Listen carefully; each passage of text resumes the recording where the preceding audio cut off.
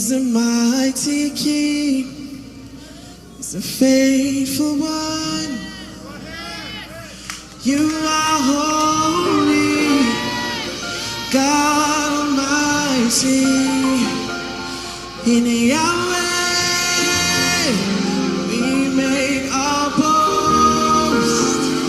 You is victory over our enemies. Mighty King, faithful one. You are so holy, Lord. God Almighty. In Yahweh we make our boast. You give us victory over our enemies. Worship you, Lord. One shout on the name Yahweh, Yahweh. We cry Yahweh.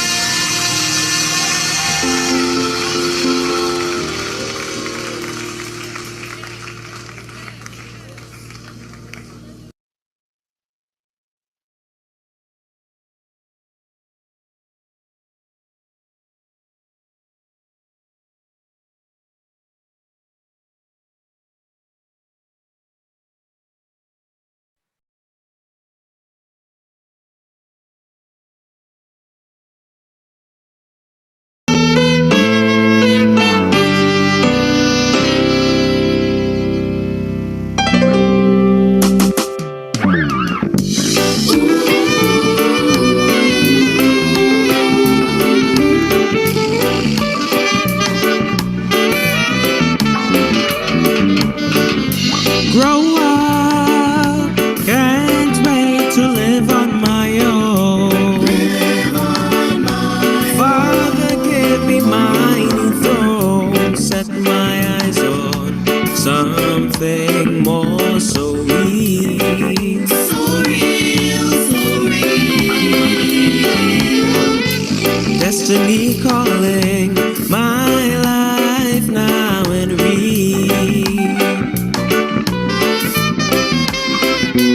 Jesus, I need time, and everything will fall in line. And with my past behind, there's nothing left to remind. Say I'm set free, I'm set free. New direction is what I see. Yeah, now I'm in you are. Yeah, now I'm in you are. I'm set free. Vibrations are propelling me. Yeah, now I'm in you are. Yeah, now I'm in you are. When Christ is not, everything goes so wrong.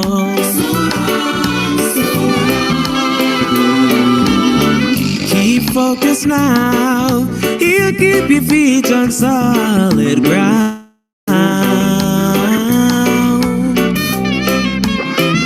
Say, Jesus, I need time, and everything will fall in line. And with my past behind, there's nothing left to remind. Say I'm set free, new direction is what I see. Yeah, now I'm in you out. Yeah, now I'm in you out. I'm set free, vibrations are propelling me. Yeah, now I'm in you out. Yeah, now I'm in you out. When Christ wasn't present, my life was in trouble. I finally seen the problem, trying to live my life on my own. Without you, I need you. Say, Jesus, I need time, and everything will fall in line.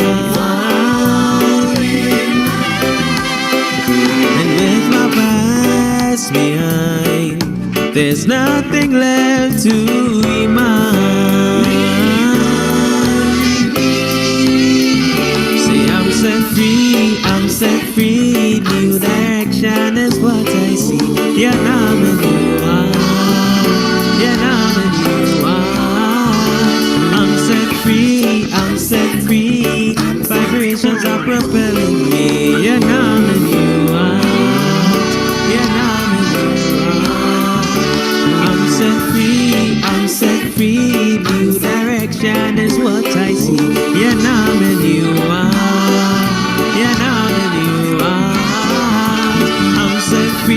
I'm set free, vibrations are propelling me. Yeah, now I'm a new one. Yeah, now I'm a new one.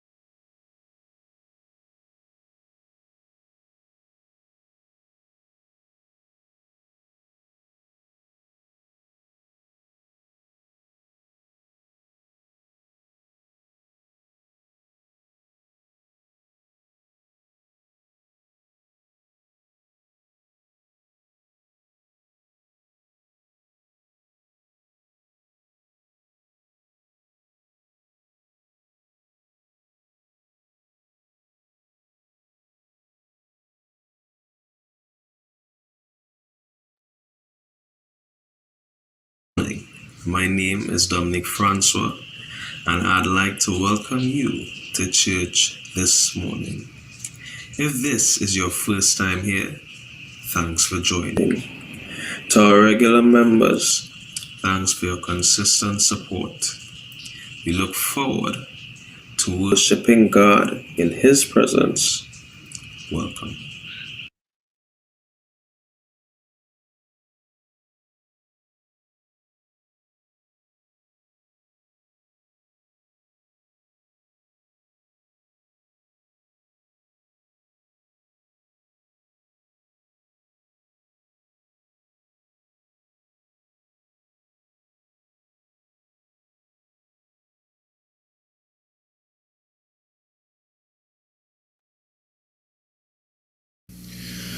Pleasant good afternoon, everyone. Let us bow our heads up prayer. Dear Heavenly Father, Lord, I just want to say thank you for another Sabbath day, another opportunity. Father God, as we embark upon another EY program, I ask that you please be with us all, guide, protect, give us the knowledge and understanding to be able to interpret what will be delivered to us today via your manservant, dear Lord. So that you please be with us all and grant us all these mercies and these blessings we stand in need of. These mercies I ask in Jesus' holy and precious name I pray. Amen.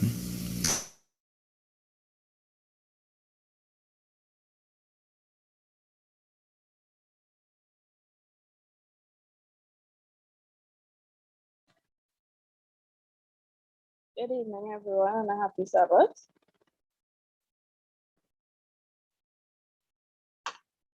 Good afternoon. Good Happy Sabbath, afternoon. Michael Ann. Thank Afternoon. you. Same to you.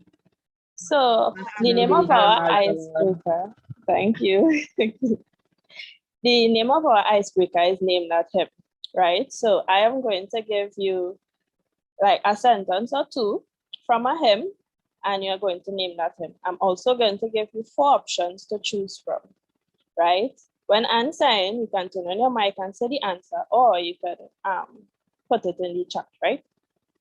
So the first one will be, and whose loving voice has taught us of the way to Jesus' feet. The 3 options are, Wake he the sun. lives. Very good. Whoever said that, I don't know who said it. Very good. Wake the sun. The second one is, thou art a port protected from storms that round us rise. Your options are, O day of rest and gladness, ye servants of God, Very good. Or day of rest and gladness. The third one is, this is my story, this is my song, praising my Savior all the day long. Your four options are, nearer my God to thee, my Jesus, I love thee. Assurance. Very good. Blessed assurance. Like, all you don't need these four options. The fourth one is, my hope is built on nothing less than Jesus Christ and righteousness. Than Jesus' blood and righteousness, sorry. The four options are, come thou fount of every blessing, higher ground. My hope is built on nothing less and My hope is built on nothing less. Very good. Next one is, Jesus, Jesus, how I trust him, how I've proved him all and all. Your four options are, Jesus, love of my soul. Can you repeat? It is so sweet to trust in Jesus. Very good. It is so sweet to trust in Jesus. The other one is, bring forth the royal diadem and crown him Lord of all. All hail the power of Jesus' name. Very good. Next one is, all our sins and griefs to bear. What a friend we have in Jesus. Very good. The next one is, surely his goodness and mercy here daily attend thee. Your options are, marvelous grace, praise to the Lord, or we gather together. Praise to the Lord. Very good. Next one is, in my distress, he kindly will help me. He ever loves and cares for his own. I must tell Jesus. Right, I must tell Jesus. And the last one is, like the woman at the well, I was seeking for Fill my things cup, that The could one not at the well, I was. fill my cup, Lord. Very good. Thank you all for participating this evening. Enjoy the rest of your day.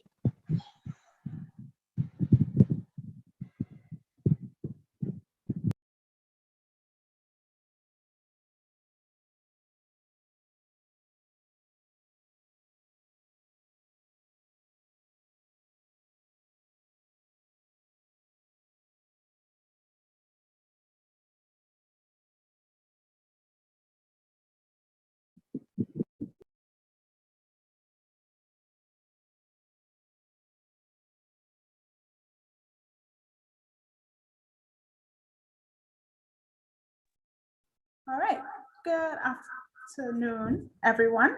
Our scripture reading is taken from 1 Thessalonians chapter 4, verses 3 and 4. That's 1 Thessalonians chapter 4, 3 and 4. And it says, for this is the will of God, your sanctification, that you should abstain from sexual immorality, that each of you should know how to possess his own vessel in sanctification and honor. Amen. So sex is part of God's wonderful creation, and it is to be enjoyed in the way God designed it, within the bounds of marriage. It is then and only then God considers sex safe. Today, we're going to explore the importance of abstinence, dangers of sex before marriage, establishing boundaries while dating, dangers of porn and online sexting, and if you're having sex before marriage, how you can stop, plus more. So coming to present these topics and discuss these topics with us is Miss Rebecca Beckles. Now, Rebecca is a Seventh-day Adventist Christian and a proud active member of the University of the Southern Caribbean Church at Maracas Valley, St. Joseph. The Human Resource Department of the Ministry of Education made an awesome selection 15 years ago when they hired Rebecca Beckles as a guidance officer for the ministry. Rebecca also recently became a sex therapist focusing on education. Have you heard of the book, Eating His Cake and Wanting to Have It Too, The Married Man's Dilemma? Guess who wrote it? Yes, Rebecca did. We will be sure to let you know how you can get a copy. When Rebecca isn't hard at work, she enjoys hiking, baking, and sewing. She tutors with ALTA, the Adult Literacy Tutors Association, and also volunteers with TTSPCA, which is the Trinidad and Tobago Society for the Prevention of Cruelty to Animals. We are thrilled to have with us at this time, Miss Rebecca Beckles.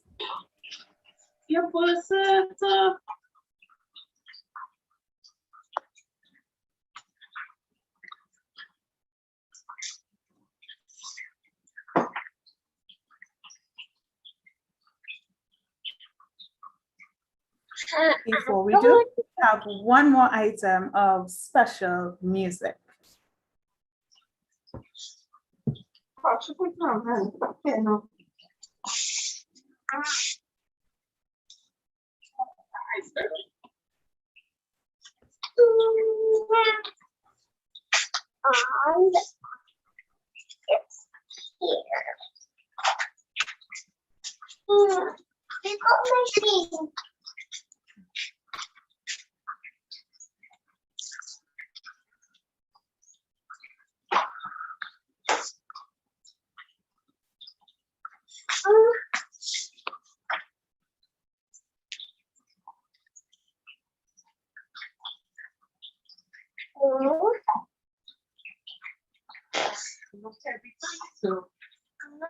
No.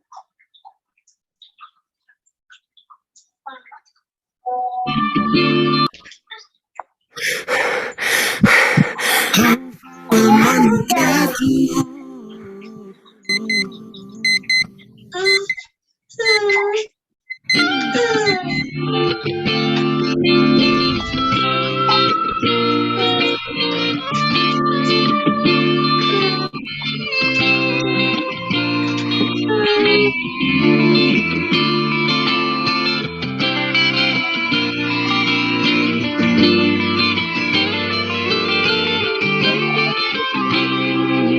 Question, what's the point of living your life?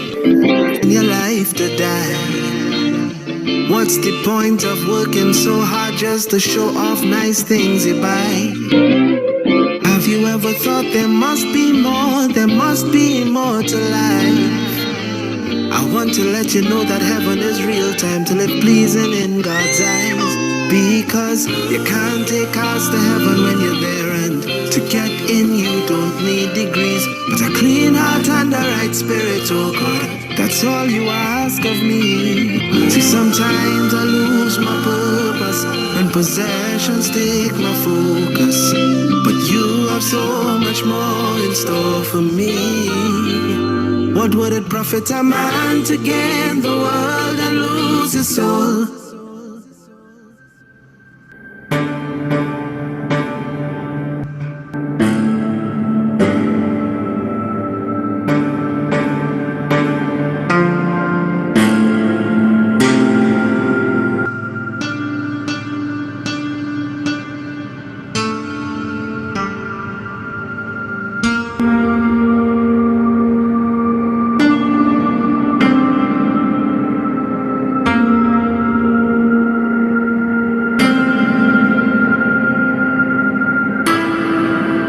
Don't know why we fight for these things down here when we'll be walking on gold.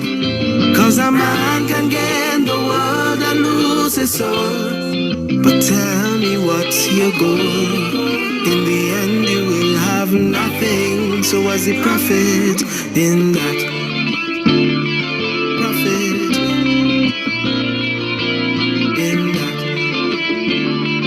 Profit.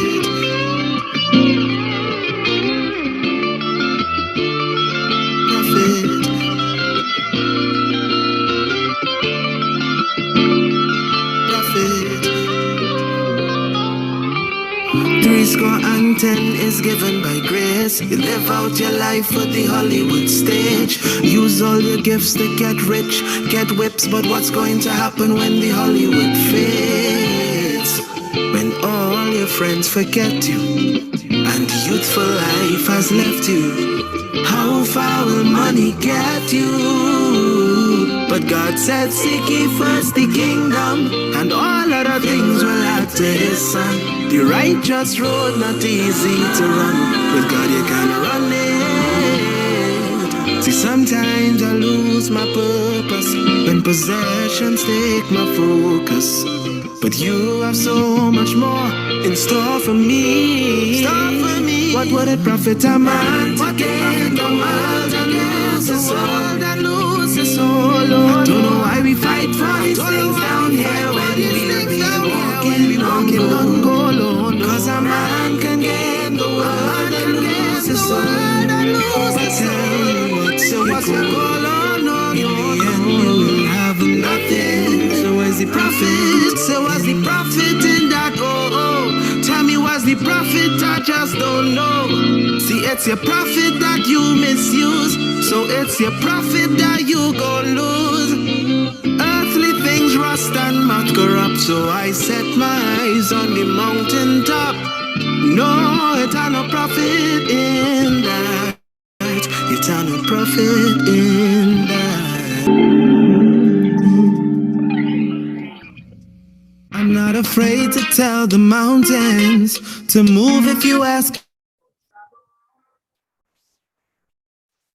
All right. So without further ado, we have Miss Rebecca Beckles.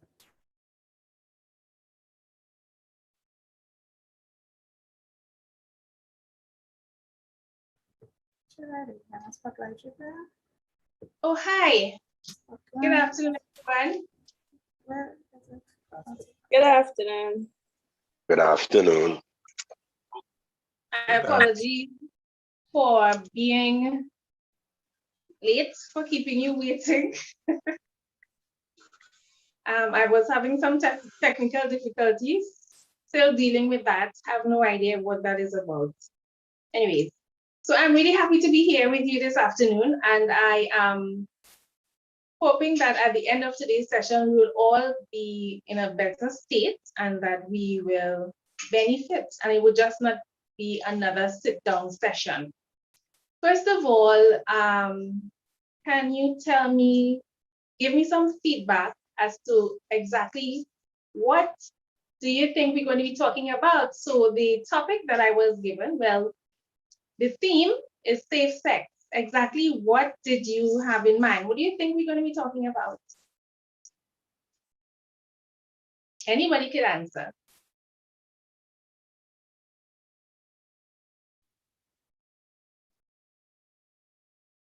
Anybody?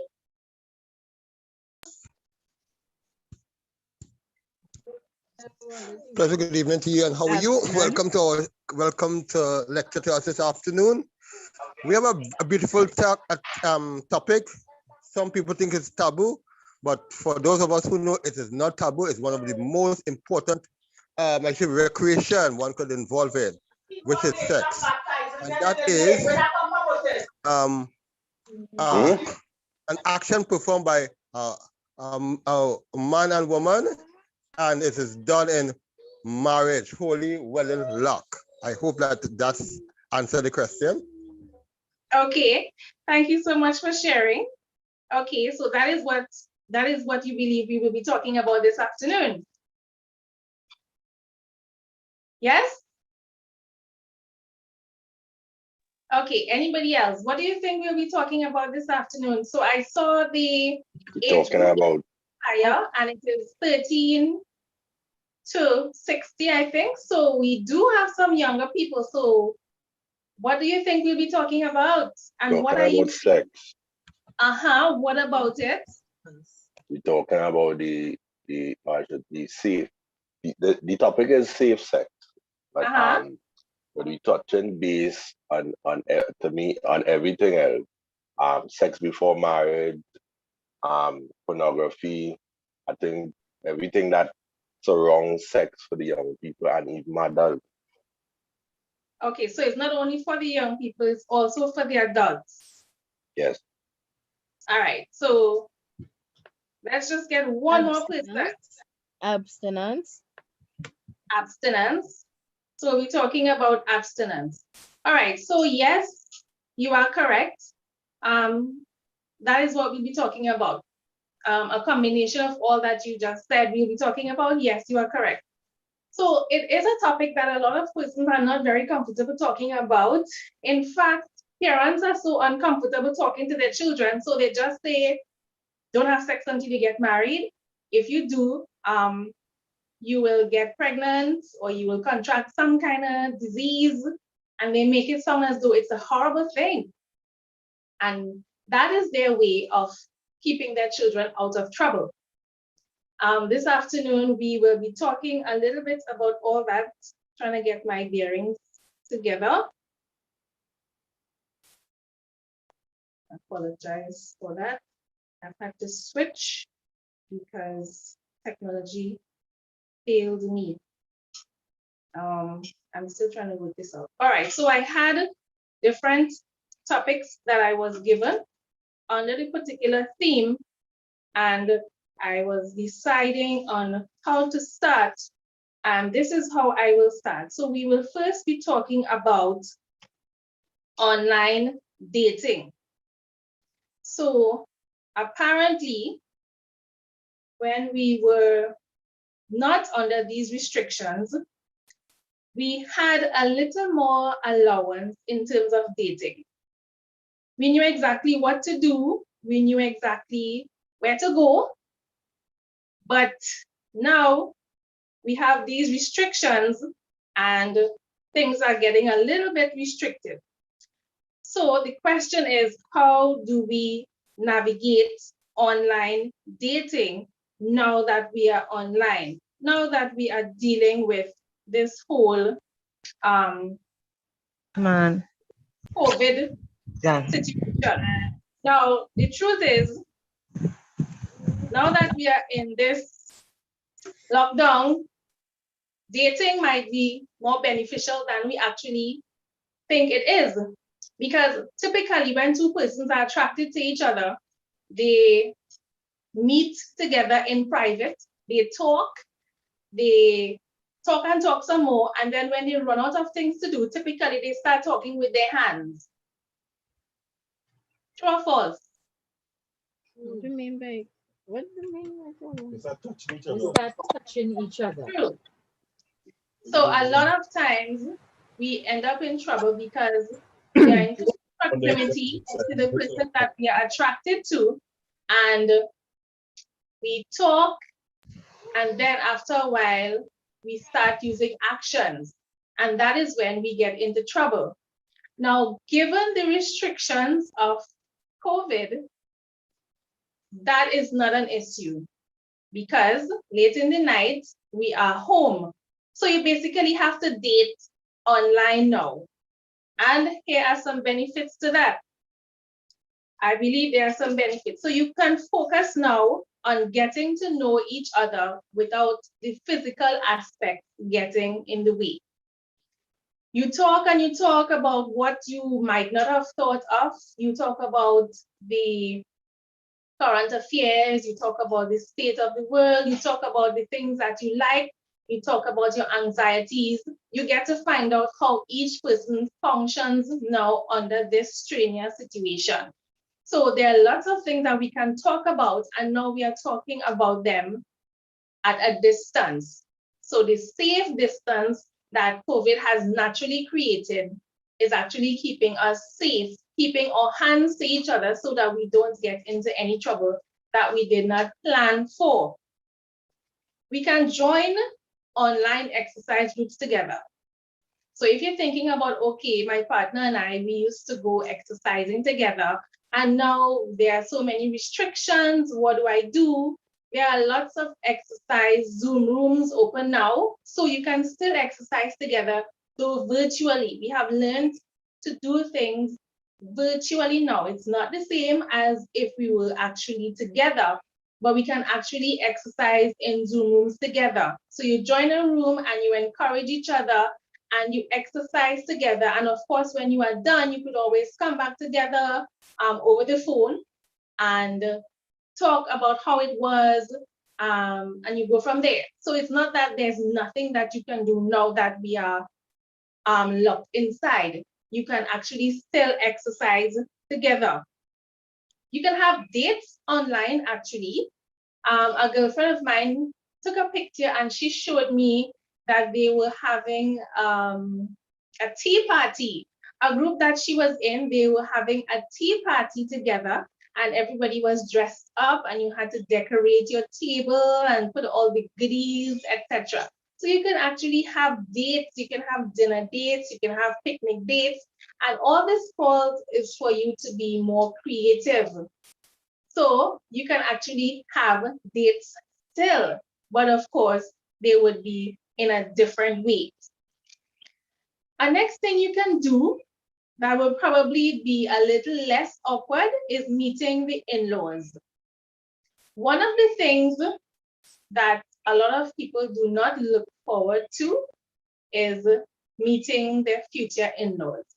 So we go across by them, they scrutinize us from head to toe, they talk about the things that they do not like, we have to endure the ones that do not like us, and it's very uncomfortable until it is time to leave. But we're online now, so we don't have to worry about that. So you can actually meet your future in-laws together virtually. So you have a meetup, you have a greet up, you share information, and it's less intimidating now because you are each in your own space. And yes, this is going to be asking you a bunch of questions, but at least now you don't feel like you're in their space and you cannot leave when you want. You can always say, okay, so can I call you back later? Or I have something to do now. It is less intimidating. It's much more comfortable meeting somebody new online, especially with your in-laws. So that's the next benefit of dating online, and that you can actually capitalize on. And one of the other benefits that I wanted to share of dating online is that now that we are online, we can go to any church that we want to. We can visit around a lot, and we can decide which church we're visiting together. We don't have to worry about transportation. We don't have to worry about if somebody's going to be late or not. We just decide which link we are going to join up on, and we both attend the same church morning and evening every single weekend. And then, of course, after church, we can discuss what it was that was said, what we agreed with, what we thought was really good. So that is another activity that we can actually do together, even though we are not physically together. So there really are some benefits, and that is one of the things that I challenge my children to do. I challenge them to look at the whole situation and consider the benefits. Look and see if there's any good that has come out of it.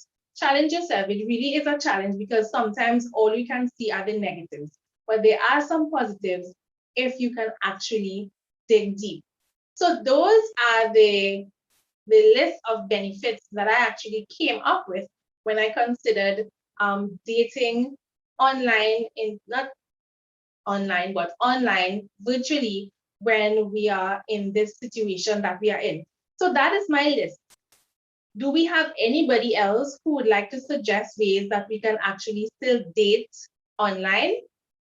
Yes, it is actually reducing the cost of dating. Excellent point. It is actually reducing the cost of dating.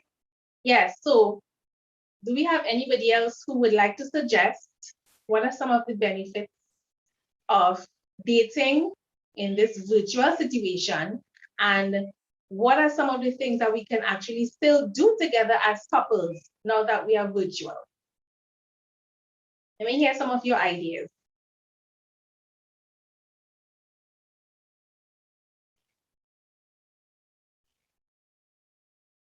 So I saw somebody put that we can reduce the cost, which is really good. Anybody else? What are some of the benefits of actually dating online in this virtual situation? Anybody else? Hi, good evening. Hi, good afternoon. You can also meet up with other persons, other couples, and have date nights. That is great. Very good. Yes, it saves money. Yes, it saves money, and you can actually meet up with other couples, and you can have your date nights, your fun date nights, couple date nights, just like you used to have it when you were not in this whole virtual situation. Okay, so can you give me 2 minutes? I need to switch devices. So sorry about this. 2 minutes, I will rejoin you. 2 minutes.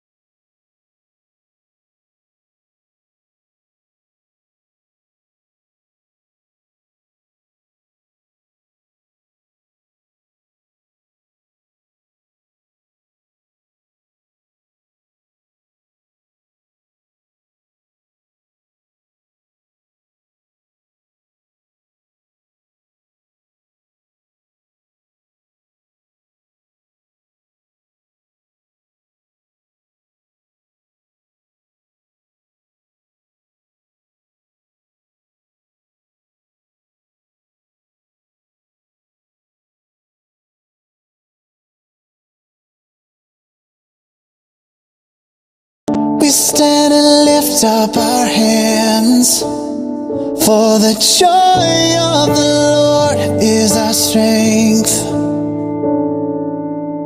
We bow down and worship Him now. How great, how awesome is He, and together we sing.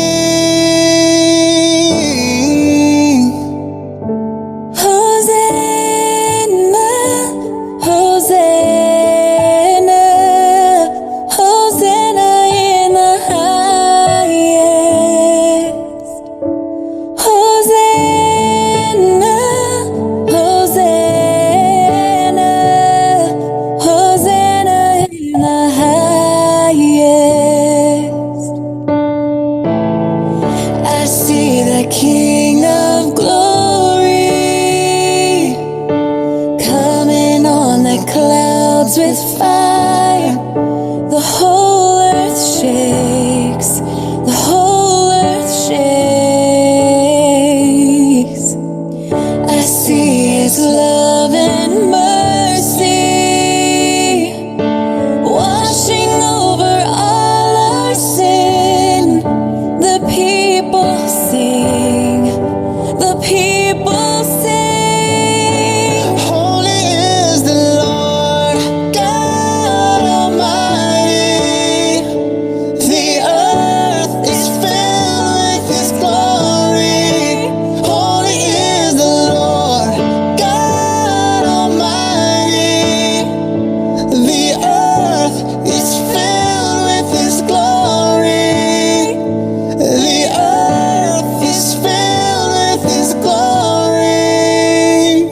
It's rising up all around. It's the anthem of the Lord's renown. Yeah, it's rising up all around. It's the anthem of the Lord's renown. Heal my heart and make it clean. Open up my eyes to the things unseen. Show me how to love like you have loved me. And together we sing, yeah. Holy is Hosanna, Hosanna. The earth is filled with His glory. Holy is the Lord God Almighty. Hosanna in the highest.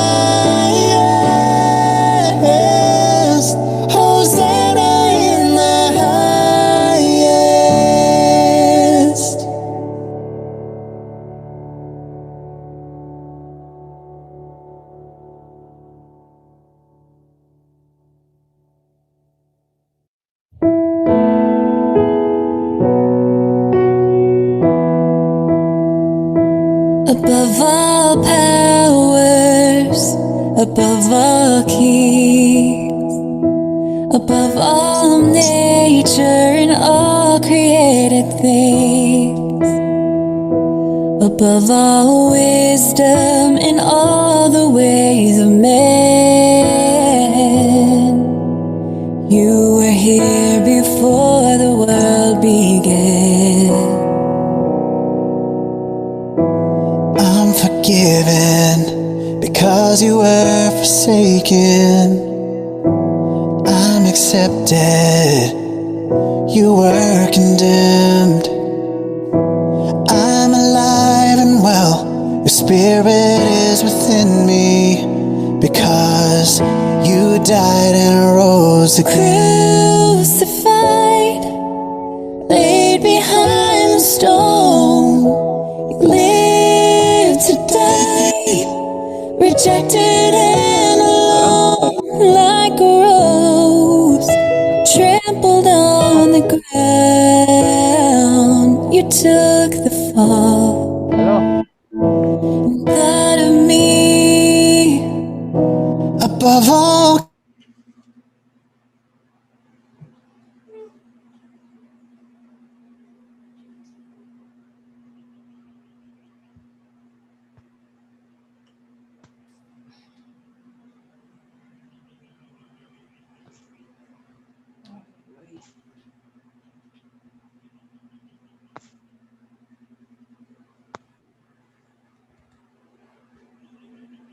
Hello. Okay, so we are back.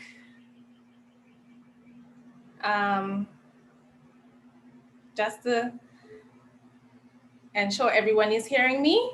Yes? Yes. Okay, great.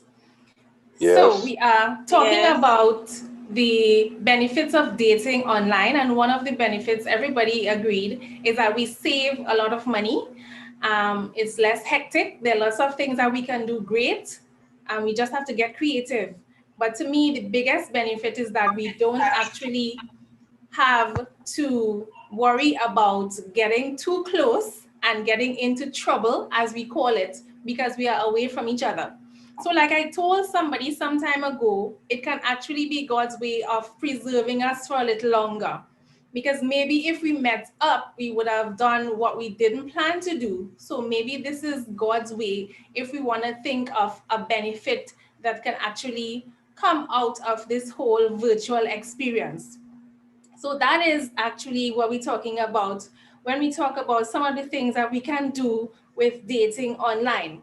So still on the subject of dating, we're still talking about the theme of safe sex, but there are some topics under there. And the first one was, how do we date now that we are locked in? How do we date virtually? And the second one, we're talking about establishing boundaries in relationships.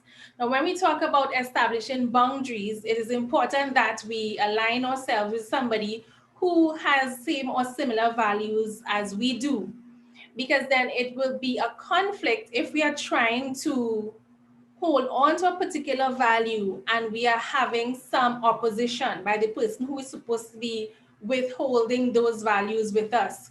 It is going to be difficult for you to, if you join together, it's going to be difficult for you to impart similar values onto your children if you have differing values. So even while dating, it is very important that you establish boundaries. And since we're talking about safe sex, what are some of those boundaries that we can be talking about? One of the things that we're talking about is the fact that not everybody is on the same page when it comes to deciding how far to go. Some people ask me outright and they expect me to tell them exactly what you should do when you're dating. So how far is too far? How close to the line can I go without actually falling over? And I'm not going to come out and tell anybody, oh, you can hold hands, that's okay, or you can kiss, Once it's not on the lips, that is okay. I'm not going to do that because everybody knows themselves. You need to know yourself so that you know if you hold hands, you are so sensitive that if somebody you're attracted to holds your hand, that might be too much for you. And that is you. Whereas somebody can be very okay with holding hands. So it's important that you know yourself. Of course, sometimes in order for us to know ourselves, we need to have the experience. So somebody holds our hand and we know, that is okay. I don't feel anything. So you know that is okay for you.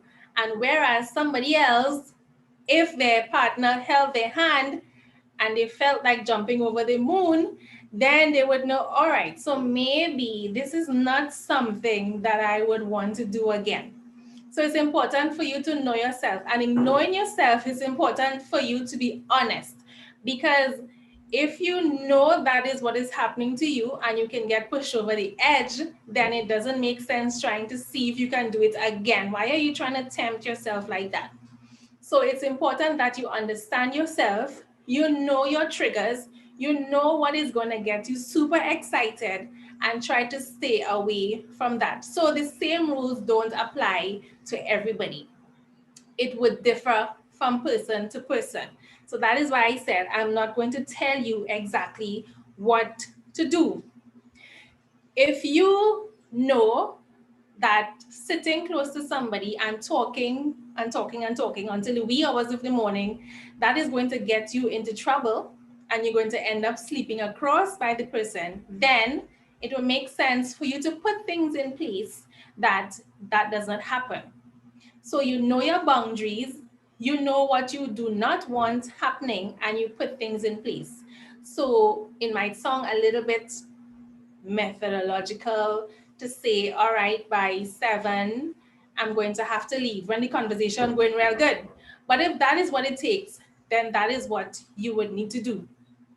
Say, we are not going to sit and talk if we are alone and nobody is home by you. So once you are home alone, I'm not going to come. Or if you are home alone, we are going to sit in the gallery and have our conversations. If we are alone in the gallery, let's keep the lights on.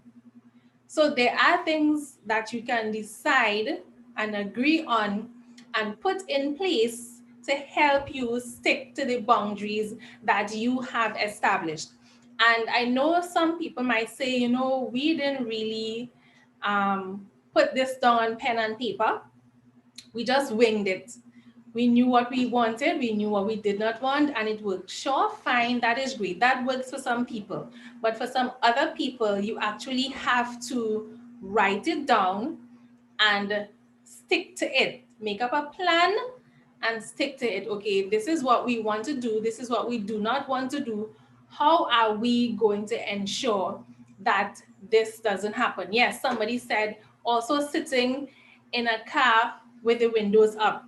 So those heavily tinted cars can provide quite a lot of privacy and it can lead to temptation. Nobody is seeing what you're doing in there. You can do whatever you want and then come out smiling. So those are things that you have to say. We're not going to sit in the car in a dark place. If you're going to sit in the car and talk, let it be a public place where everybody's around. You're going around the savannah for corn soup. You're going after the crusade or something. Everybody is around. So if we have to be together, let us do it in an open place where it would not be very conducive for us to cross the line. And of course, you know where your line is. It is important to note here that when we're talking about boundaries and what we want and what we do not want, that we do not fall into the regular trap of saying, you know, this person is an Adventist, so of course we automatically have the same value, so we don't have to talk about it. No. Number one, not everybody in sheep's clothing is a sheep. Number one, not everybody in sheep's clothing is a sheep. Not everybody who is in this same congregation, the same pew with you, holds your same values. You can be worshiping the same God, you can be studying the same Bible, the same lesson book, etc. But everybody is different and everybody has a different value system. So we can say, no, I can close my eyes and I can go out with this young man because we are both Adventists. So he wouldn't do that. He wouldn't touch me. Really? Oh, really? No. Don't try him, don't try him. You might realize that even though he's an Adventist guy, he is a man. All right? And if you provoke him too much, he just might act like a man. So it is important that we were talking earlier about values and showing that the person who you are twinning with has the same or similar values as you do, or her, yes, as you do.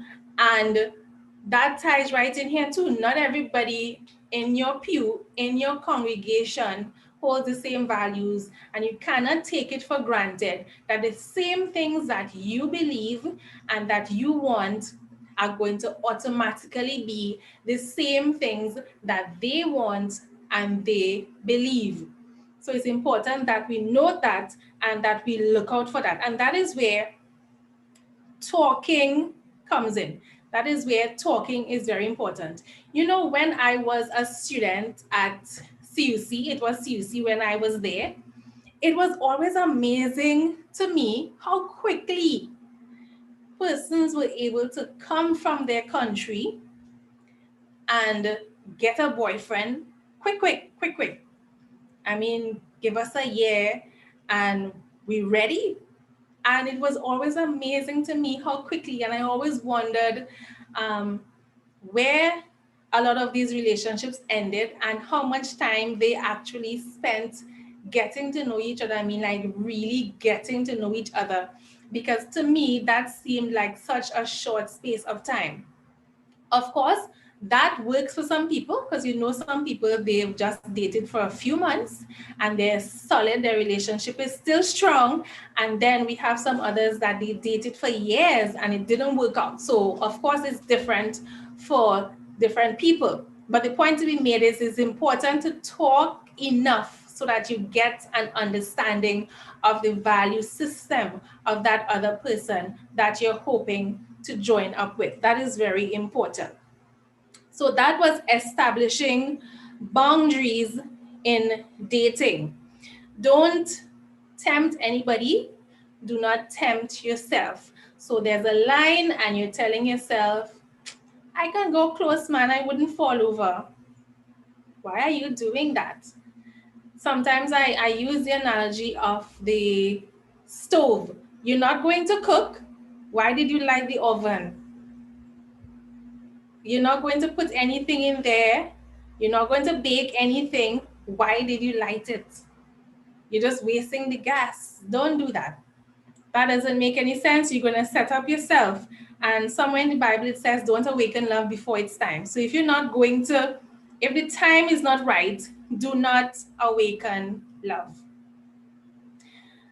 So the next topic under the theme, safe sex, we're still talking safe sex because all these things are included when we actually talk about safe sex. So we're talking about the dangers of pornography and online sexting. That's a big one. The dangers of pornography and online sexting. So before I jump in with my points, let me hear from you. What are some of the dangers of pornography?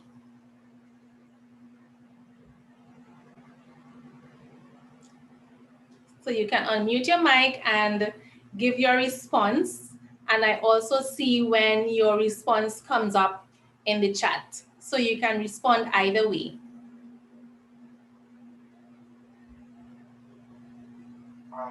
All right, I'd like to respond to that.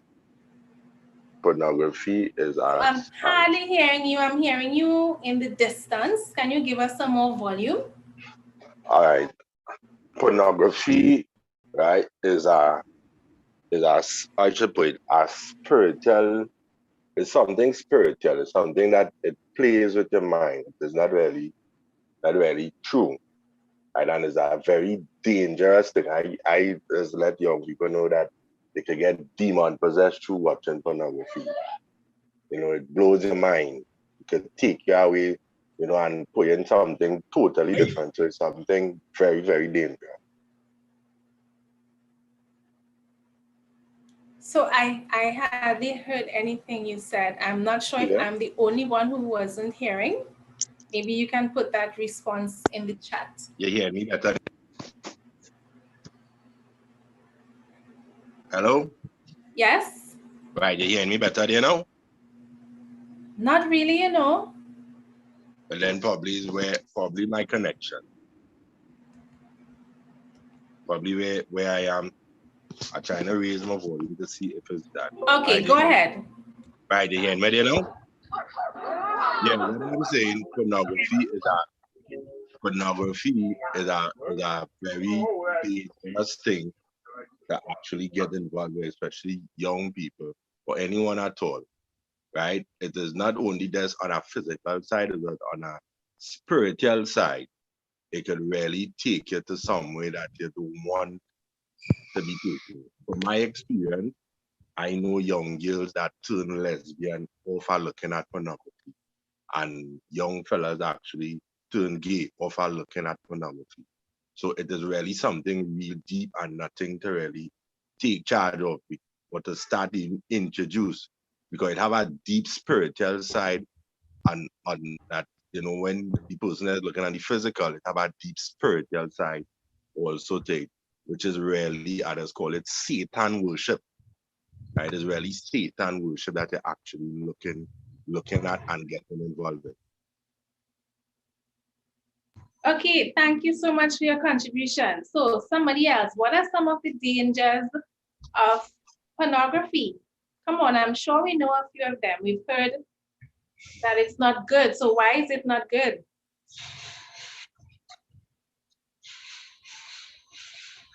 Hello.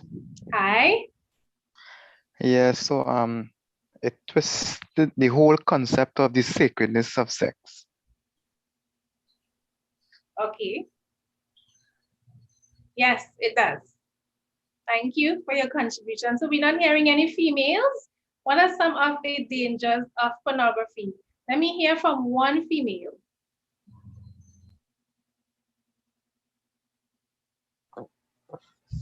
Pornography and can mislead you and give you unrealistic sexual expectations when you are married. It may even you may want things that will give you ideas, and you may want your spouse to do things that are not godly. It can eventually lead to a breakdown in your marriage. If you figure that you want this person to do things and this person, so you feel like you're being robbed, you feel unsatisfied. Okay, great. Thank you very much. Thanks for your contribution. And someone in the chat said that it can lead to temptation. Those are all very good points. So forevermore, we have been hearing that we should not look at pornography.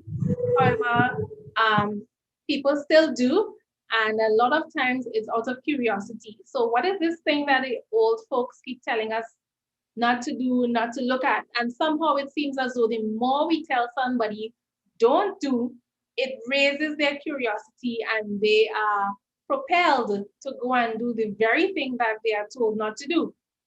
Therefore, out of curiosity is what happens in a lot of cases. Out of curiosity, people go right ahead and they look at this material, whether it is by looking at it in a magazine or they look at it online, it's an actual video, they look at it. And yes, the points you have raised, they're very important and very true as well. So if you look at pornography at a very young age, then you might start to believe that what you're seeing there is the reality. So we're talking about the reality of what is actually happening. Yes, it does. The reality of what is actually happening. So like the sister said, when you do get your partner, you would believe that what you were seeing all this time is what is supposed to happen and you would want it reproduced. You are talking about all the positions, the length of time, and what happened. So everything that you're seeing there, because you've seen it so many times with so many persons, you might be convinced that that is reality and that is what you're going for. And of course, there can be serious, unreal happening there. And like the person in the chat said, unreal expectations. So it can put a lot of pressure on you. And next point that someone mentioned earlier that I'm expanding on is the fact that it twists your mind. So things that you were not going to consider before or think about before, now you are thinking about them. Then when you wean yourself off, you realize, but how come I was actually thinking about that? How was I even considering it? But it's because something has taken over you. Someone earlier mentioned that it's like the devil. It has actually taken over you without you even realizing it. And sometimes when you go onto a site, how they do it is that they download things automatically and the cookies allow for them to see what you've been viewing and it keeps popping up. So it keeps popping up all the time. So even if you want to stop, these things keep popping up. So you see ladies in your area want to chat or you see them selling some sort of item. And that is because they kept a record of what you looked at the last time. And so it can be a very tangled situation that you find yourself in. And sometimes it becomes so addictive that persons can actually need to go into therapy to get over the effects of that. So it's something that you really should not start because you don't know where it is going to lead you. And it never leads you into a positive direction. So it might sound cliche when we say, don't do it, but it really does make sense when we say don't do it. Sometimes growing up, we listen to the adults and they say don't do it, and we feel maybe they don't understand or maybe they did not have the experience. So we want to have an experience for ourselves. And we go ahead and we make our mistakes, and the adults around us are just wishing that we did not have to make those mistakes.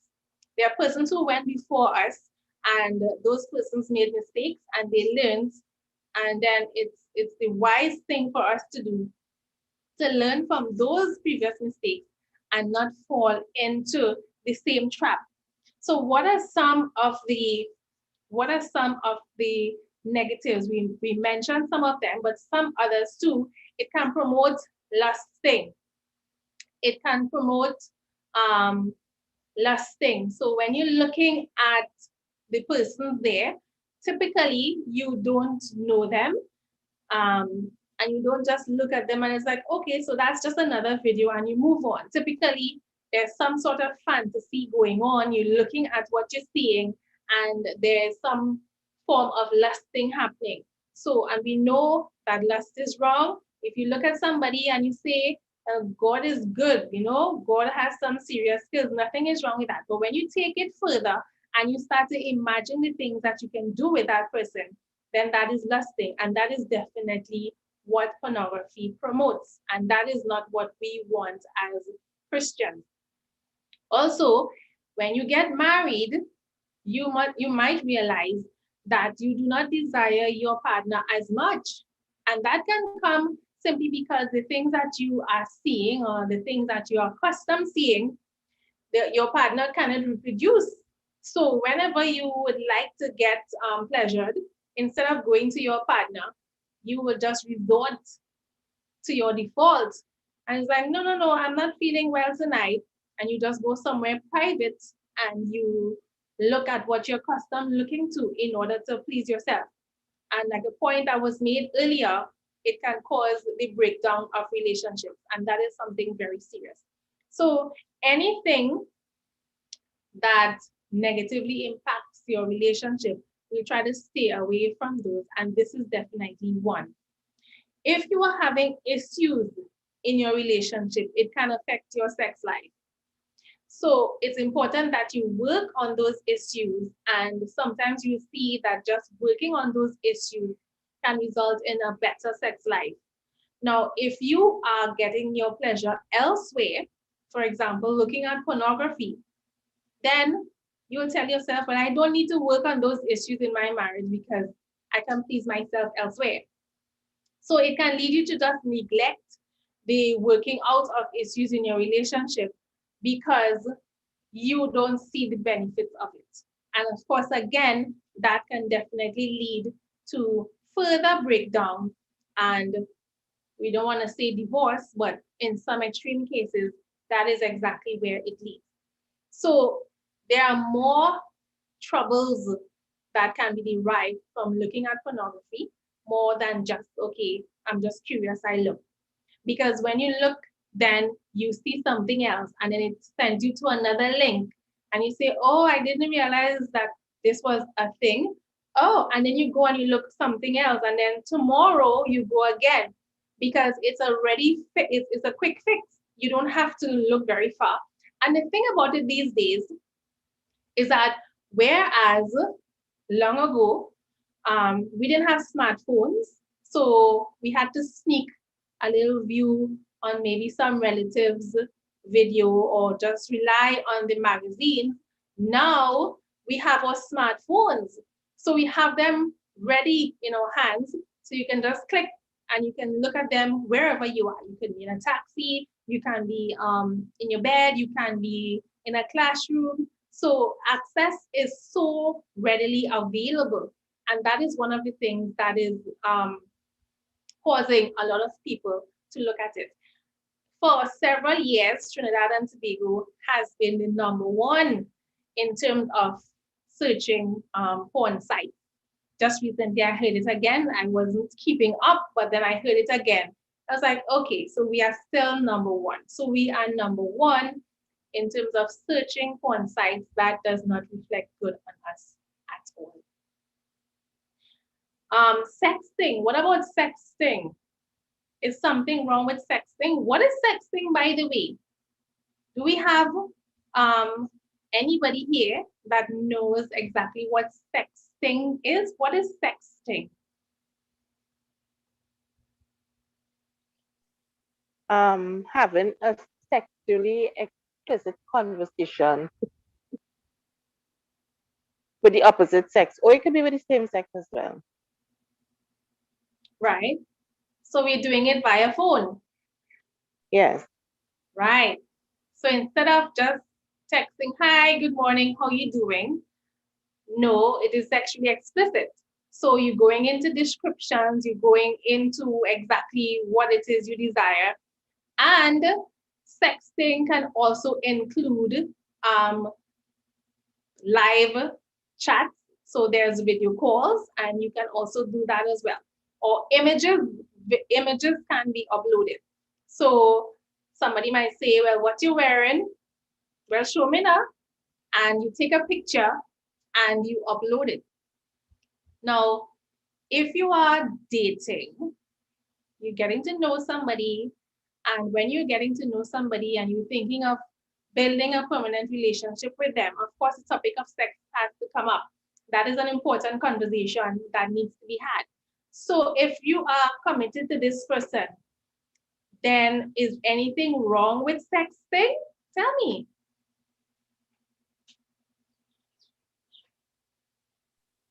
Yeah. What is wrong with sexting? Sexting have its dangers because sometimes things doesn't work out, and sometimes in experience that you see sometimes people put up things about other people when things don't work out, right?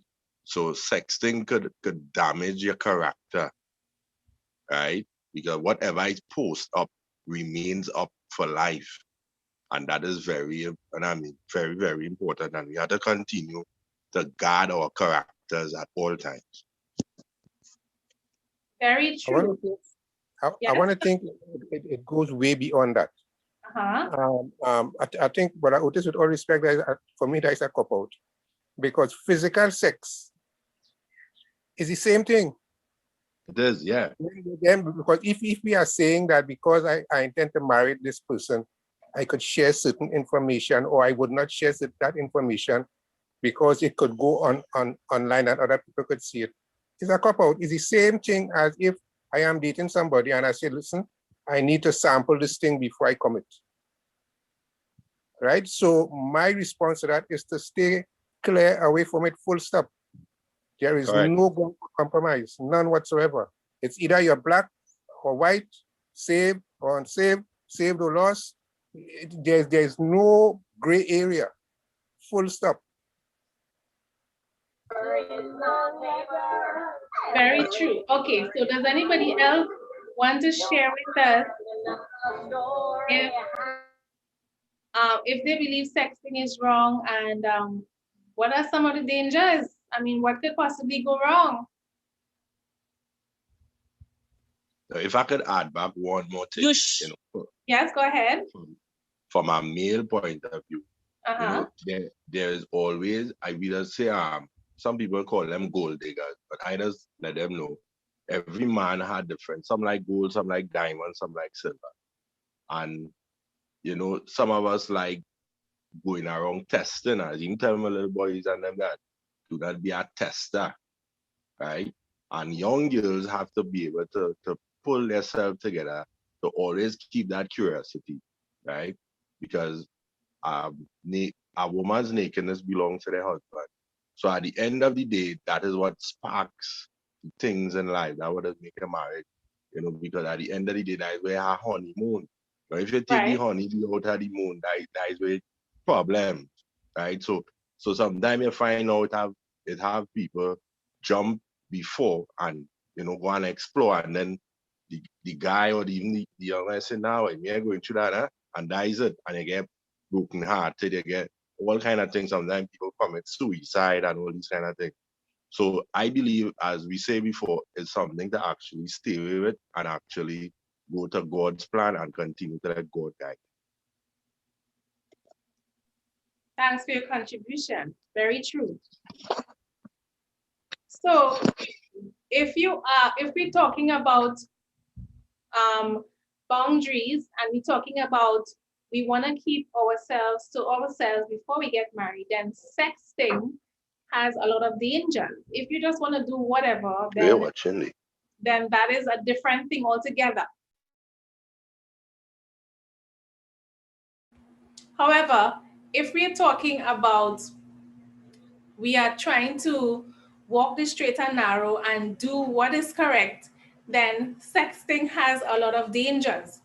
One of the dangers of sexting is that it gives the other person expectations that they might believe that you are going to deliver. So if you're talking to somebody and you are explaining all these things, you're describing all these things, you might even send a picture, and in your mind, this is just what we're doing on the phone. When you meet up with that person the next time, in their mind, they might believe, okay, so what we were talking about on the phone, we are across here now to actually execute it.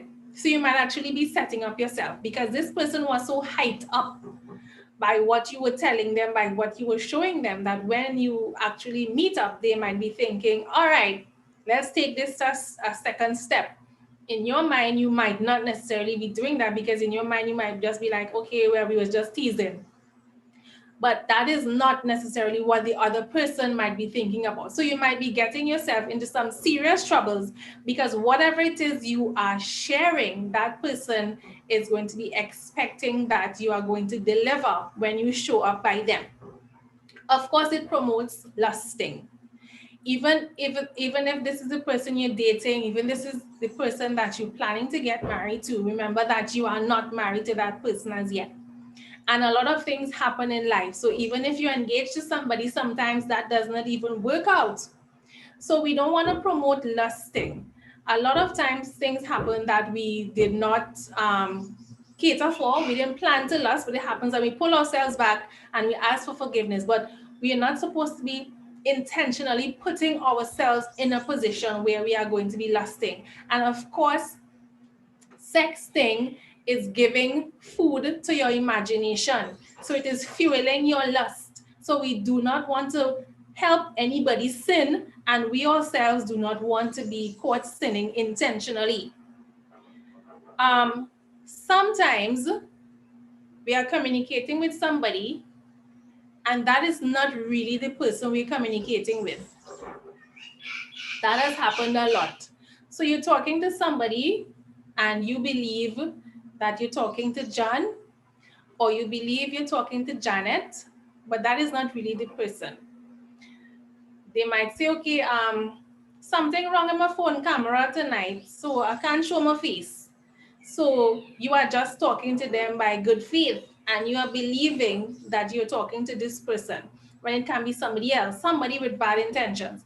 And of course, that person is free now to take the material that you sent to them and broadcast it any way they see fit, which in a lot of cases is always something negative. They're always up to something negative. Yes, there's a lot of catfishing that happens.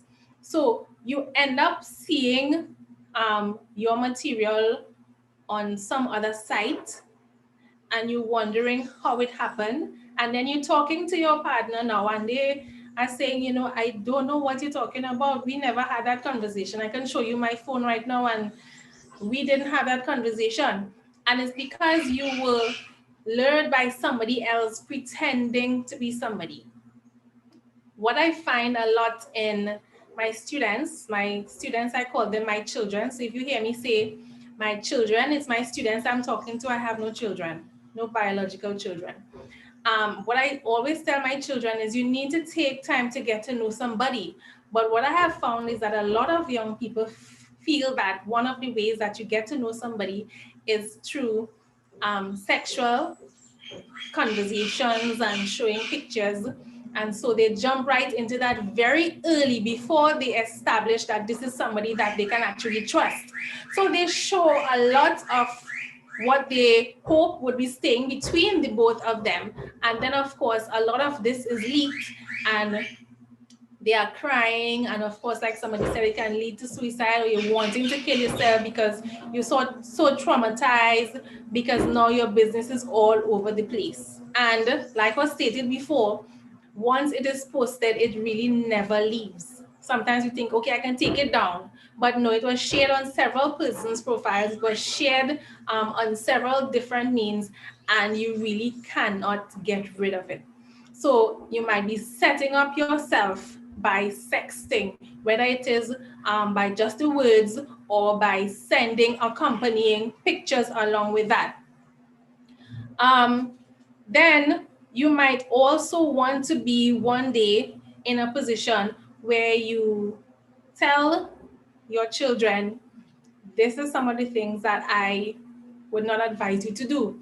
And while, yes, it is nice that we can say, okay, I'm telling you this because I did this and it didn't work out. Sometimes it's really nice to say that you did not do it, right? So I am expecting you, I'm asking you not to do it. And it's not that I am saying that we are perfect, but it would be nice if you come out of life not with so many difficult experiences. Because sometimes we set up our own selves, and it's really nice that if we can not fall into these kinds of temptations.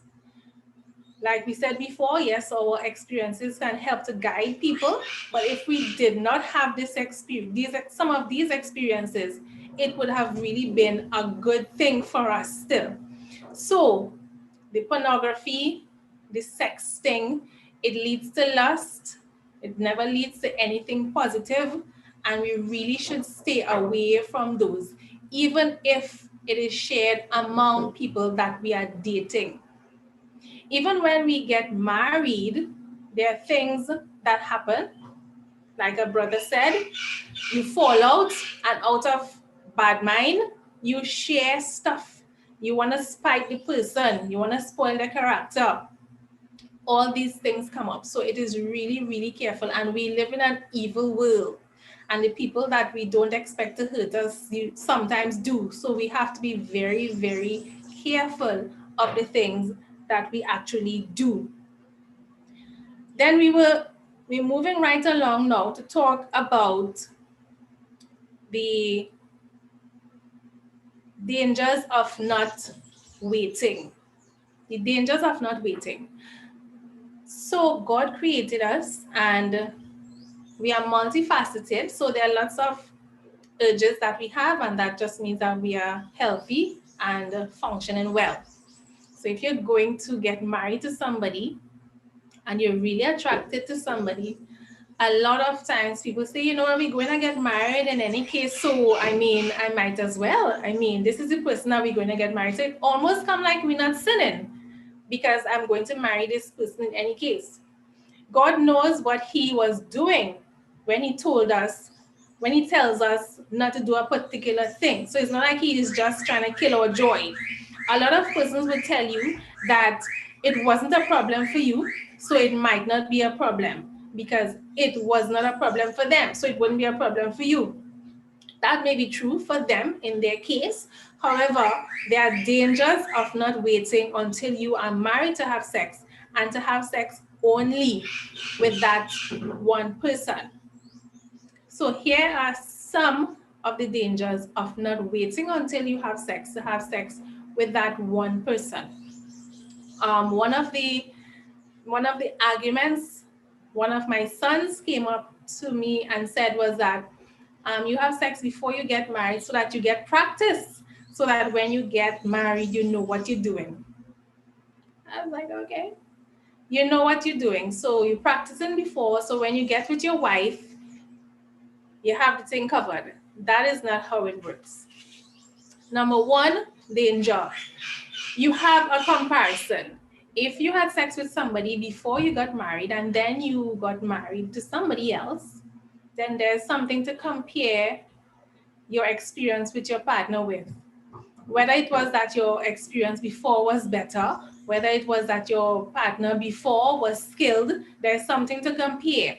If you are married now and you had nothing before, you have nothing to compare it with, then it is highly likely that you would find that your experience is a wonderful one. No, it doesn't happen in 100% of the cases, we must admit. However, in a lot of cases, the two partners, because they have nothing and nobody to compare themselves with, they have a wonderful experience together, exploring without any practice before. They practice on each other, trial and error. They tinker around and they get the thing right. So it can be a problem if you're not feeling as fulfilled as you feel you should be because you had prior experience and you're now making a comparison. Also, something that happens if you do not wait is that sometimes if you are married, if you have been married for a number of years, you would find that your sex life is not as exciting as when you just get married. Now, that is not the case for everybody, just saying, but sometimes it is not as exciting as when you just got married. So let's say you have been married for 15 years, and then after 15 years, you realize, okay, things are not as exciting. Sometimes it could have been that you were dating before you got married, and you started having sex, let's say, 5 years before you got married. So by the time you have gotten used to each other, at the end of 5 years, you got married. So by the end of 15 years, you're now kind of tired. Whereas if you added that 5 years before you got married, you could have lasted and enjoyed 20 good full years of excitement.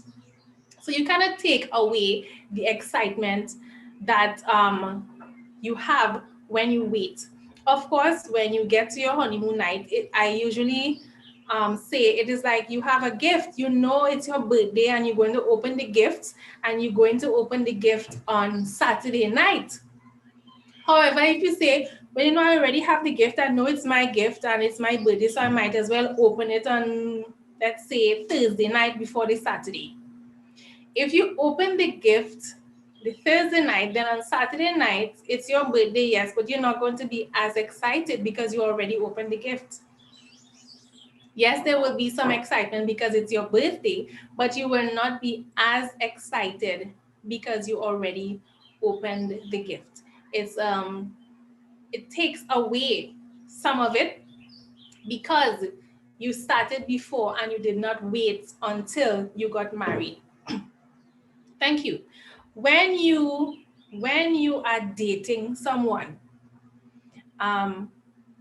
it takes a while to get to know somebody. It takes a lot of talking, thinking of situations that actually happen in life and asking the questions, all the day-to-day living, and you're asking a lot of questions.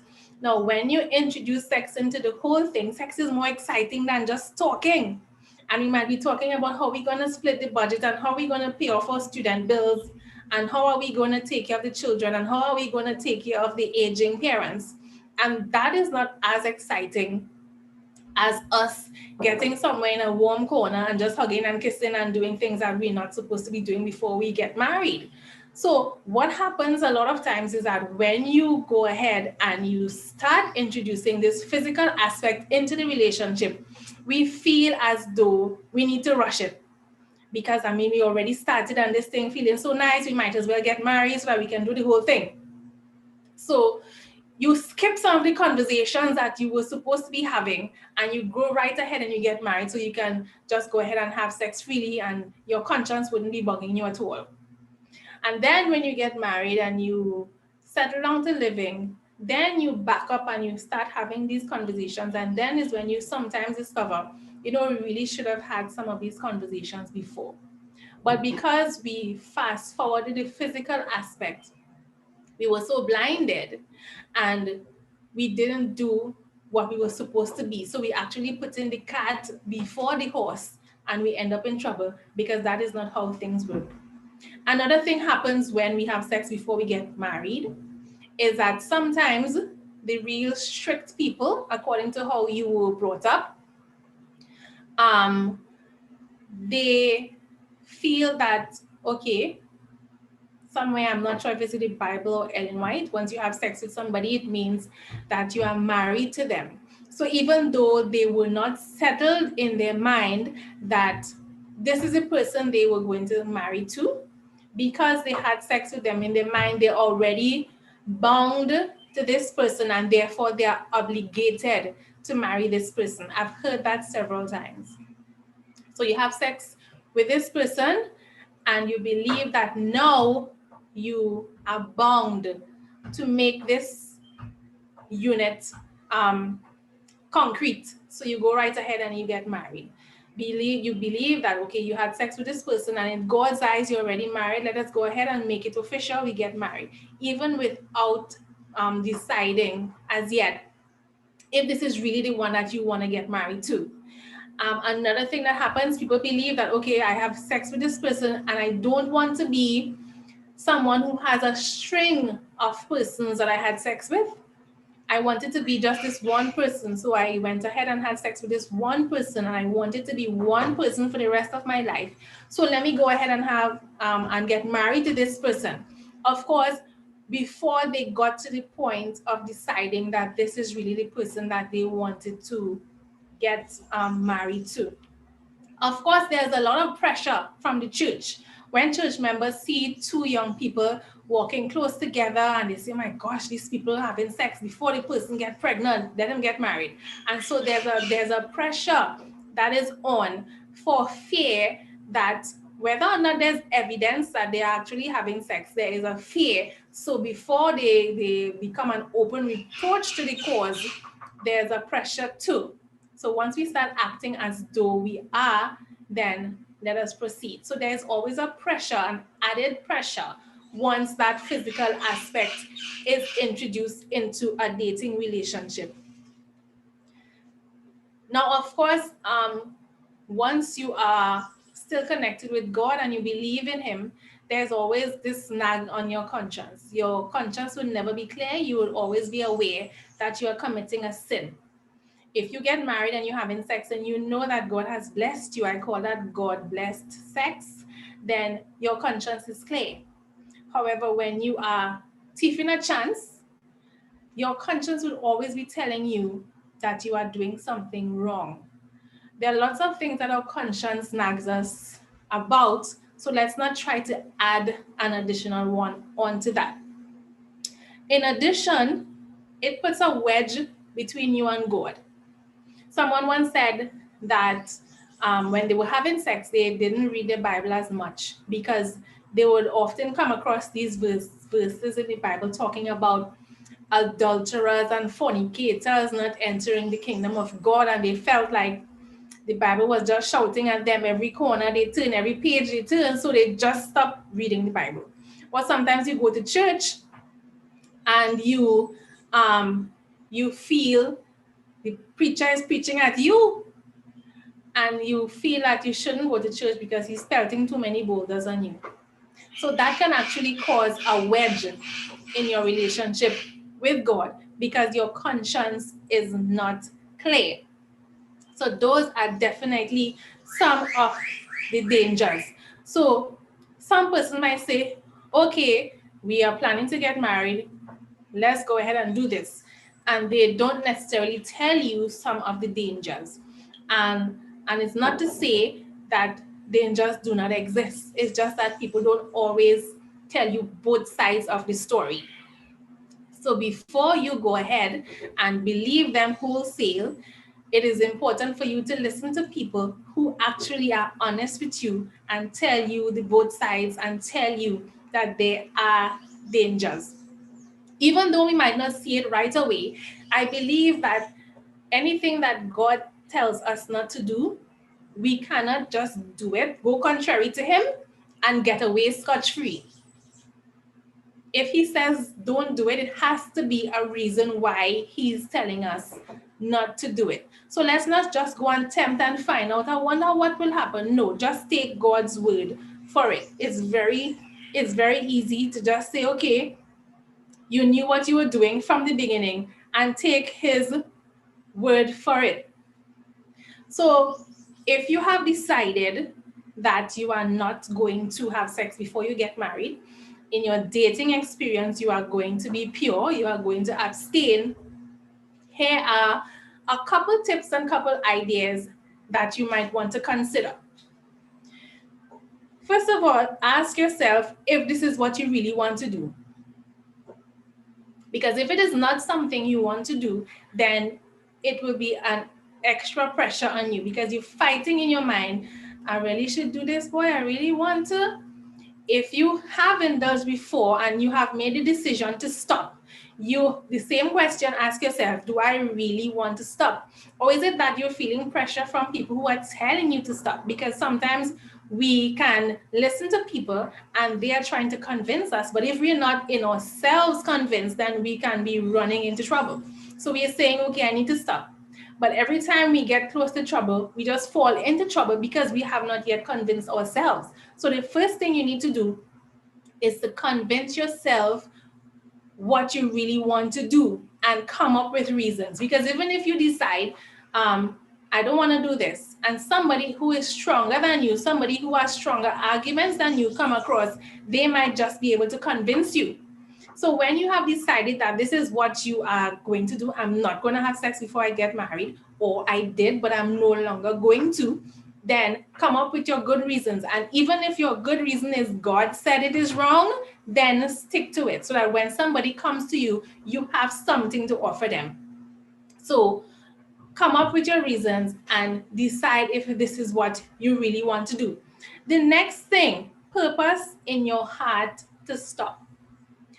And I immediately thought of that reference in Daniel. Now, I don't know if we have any good pathfinders and master guides here, but I remember back in my day, we had to learn by heart Daniel 1:8. And Daniel purposed in his heart not to defile himself with a portion of the king's meat or with the wine which he served. Therefore, he requested of the prince of the eunuchs that he might not defile himself. That is something that you have to do. You have to purpose in your heart. Now, I am sure Daniel and his friends were not vegetarians before they were taken. So when the meat was being cooked, they smelled it and they knew exactly what was cooking. And they remembered how it tasted, However, they purpose in their hearts that they would not do it anymore. And that is the same thing that we have to do, even if we have done it before, or even if we're doing it, or we deciding that we're not going to ever try it before we get married. We have to purpose in our heart. And purposing in your heart that has to do with telling yourself, this is what I'm going to do, hell or high water. This is something that I am not going to partake of.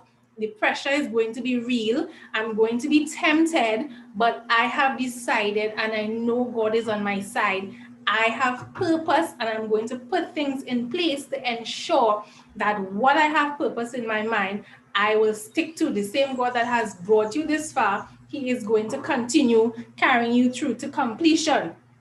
So pray and ask God for strength to stand up to what you have decided. Pray and ask God for strength. And sometimes we can even ask for a way out, because sometimes we are weak with our good intentions. We might come across trouble and we might just be vulnerable at that point. So pray and ask God for a way out. We might think that is something simple in our life that God is not concerned about, but God is very concerned. And if you are going by a young lady, ask God, God, if I go by this young lady tonight and you know what her intentions are, and you know that her intention is to trap me, let something come up that I don't get to go, or she call it off. Something as simple as that, God actually holds that up. So take it to God, pray, and ask Him for a way out. Or you might have already found yourself in a situation. Pray and ask God to get you out of that situation. And it's not a little prayer that God is not going to answer. God really is going to answer that prayer, because He knows that you are trying to honor His name. Be honest with yourself and admit that it's something you enjoy. So if you've done it before and it's something that you enjoy, don't say, I'm going to stop because this thing ain't good. Admit to yourself, be honest with yourself that it's something you enjoy, but it's something that you are going to hold out on from this point on. It doesn't make any sense denying it, because God made it, He instituted it for marriage, and it was not instituted for it to be something that is not good. That is something that you should not enjoy. So admit that it's something you enjoy, but it's just something that you have decided from this point out, you're not going to do it until you get married. You have sinned in the past. God has forgiven. He has wiped the slate clean, and you are now moving forward. Recognize what is called your kryptonite and avoid it. So, like we said at the beginning, if you go out with a young lady, with a young man, and you know that holding hands does it for you, if you know, if they kiss you on your neck, that is going to carry you on the other side, recognize your kryptonite and be honest. Stay away from it. Don't say, well, no, maybe, it's been so long, maybe I can take a chance. No, that is still your kryptonite. So recognize your kryptonite. It can be place, it can be person, it can be physical spots, it can be a particular music that sets a particular mood because it brings back a memory. Recognize your kryptonite and stay away from it. Then, what I also want us to do is to thank God that we are healthy. At no point I want us to say, well, why God give me this? He should just take it away. I don't ever tell people to ask God to take away your urges, because the fact that you are actually getting those urges mean that you are healthy. Everything that is supposed to be firing is firing. Your hormones are well developed. You are maturing. You have matured. And those feelings that you're getting, they're very important. I usually say that if we didn't get those feelings, a lot of people would not have gotten married. A lot of children would not have been born. So those feelings are very important. And when you are sexually intimate with your partner, with your husband, your wife, that is a form of bonding.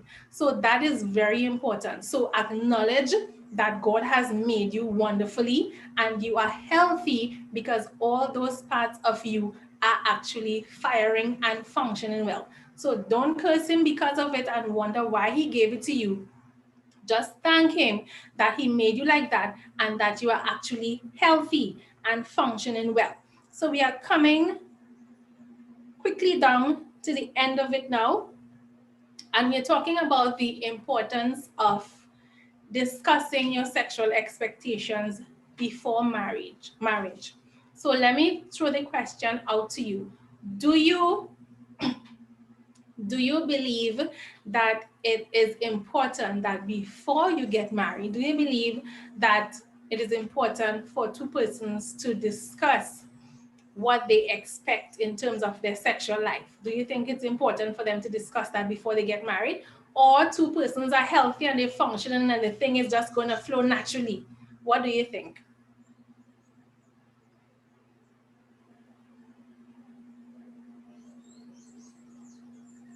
Do you think that is something that we need to discuss before we get married?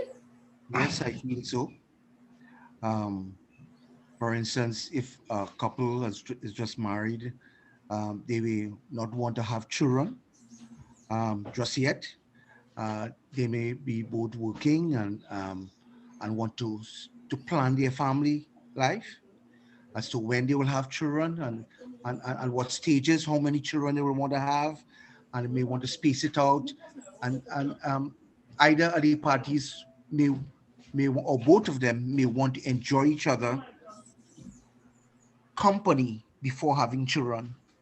So planning is very important when you're married and you're thinking about having sex and your relationship in a family setting.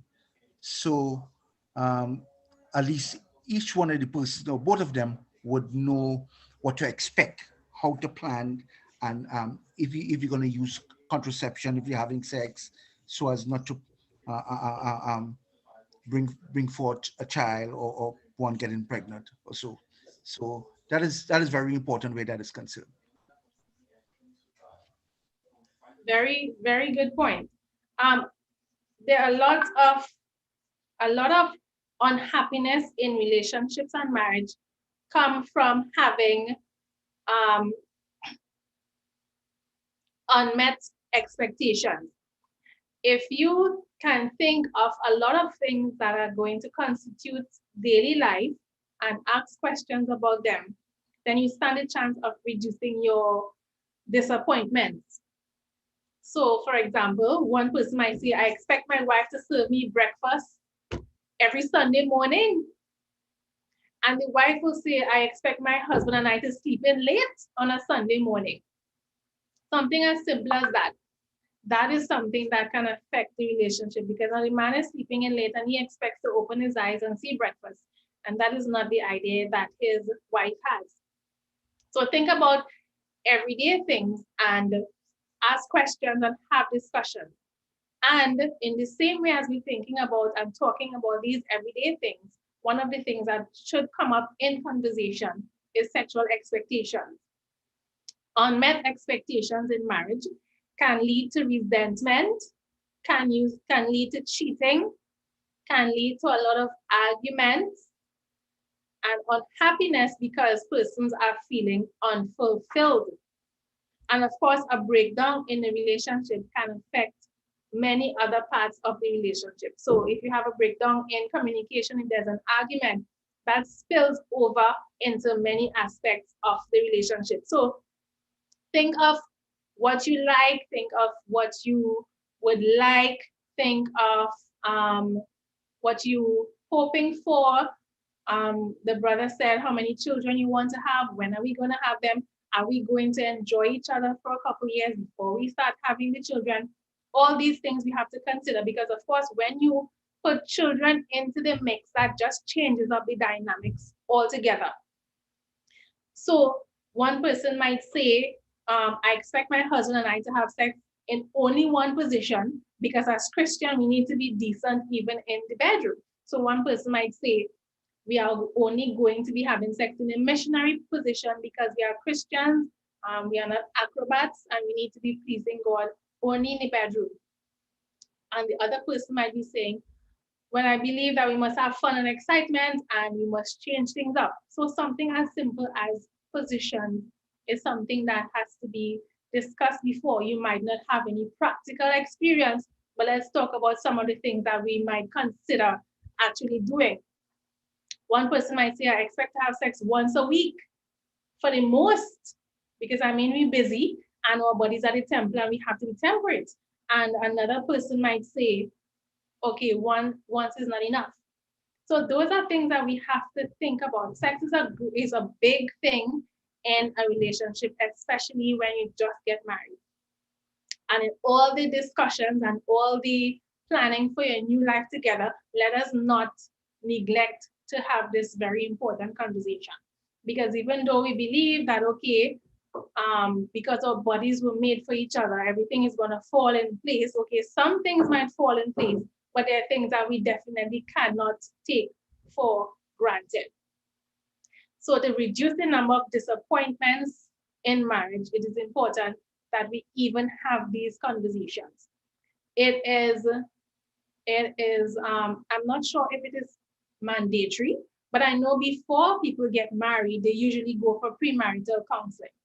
In these sessions, one of the topics I know they consider, one they discuss, is sexual intimacy. So that is definitely a time where you get to discuss with a neutral party what your expectations are, what your concerns are, and bring it out, even if it's just to start the conversation. So that, my friends, is what I wanted to share with us. I know it is just the tip of the iceberg, and I know that we probably have a lot of questions, and we probably would want to go deeper into it. When we started off, we said that it's not a topic that a lot of people are comfortable with, and so a lot of parents don't give information to their children. I, however, believe that with the correct information, we will be in a better position to make informed decisions. So the theme for this afternoon was safe sex, and a lot of grown folks will be quick to tell the younger ones that the only safe sex is in marriage. The truth is, the only safe sex is faithful sex, because even if you are in a marriage, if one of you goes out, then it's no longer safe. Therefore, in order for it to be safe, faithfulness is required. I used to say that the only safe sex is no sex at all, which is true. But in preparing for this afternoon's presentation, I decided to say not no sex, but faithful sex. So this afternoon's program was in no way intended to scare anyone away from having sex, because sex is something that God himself, way back in the Garden of Eden, blessed. The point to be made, however, is that this same God believes in the importance of timing. At the end of the 6 days of creation, God made man. He didn't make man before and leave him hungry. So he put everything in place for man, and then he made man at the right time. When the fullness of time was come, Jesus was born, not before he was needed, but when the time was right. God provided manna in the wilderness. The children of Israel never saw manna before. They didn't need manna before that time, but God provided it when it was needed at the right time. No good thing will God withhold from you. And if he says wait, it doesn't mean he's trying to kill your joy. He is preparing you for something greater. Trust his timing. Thank you very much for having me this afternoon. And I see a lot of other questions popping up in the chat. If you would need to have me back to have another session, I would be glad to be back with you. I trust that this afternoon was beneficial to you, and do enjoy the rest of your weekend.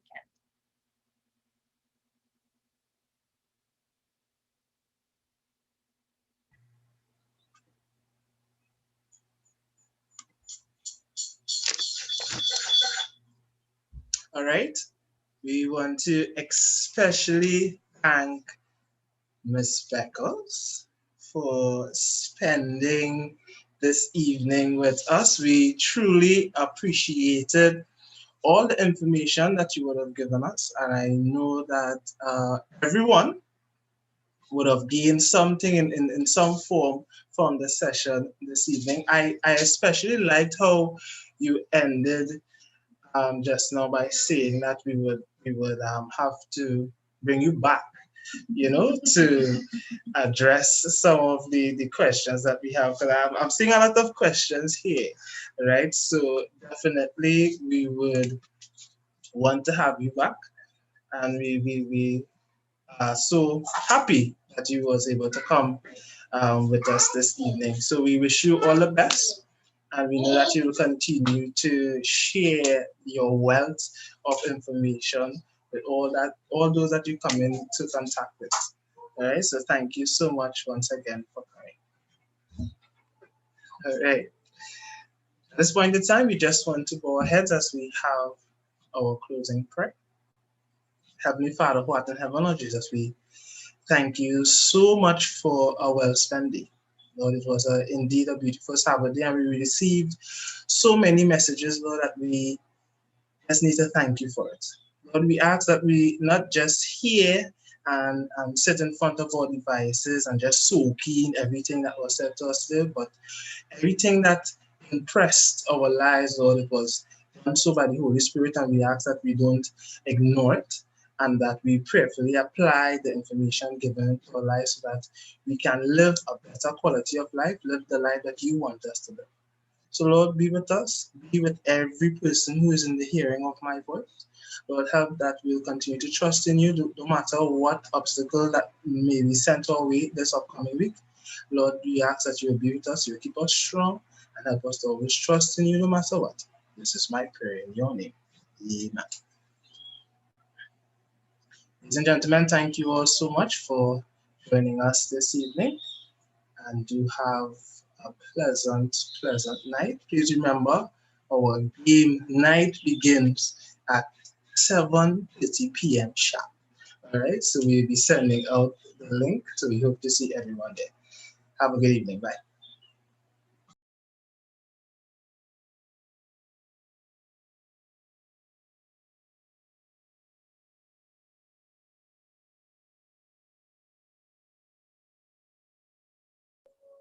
Years later, yeah.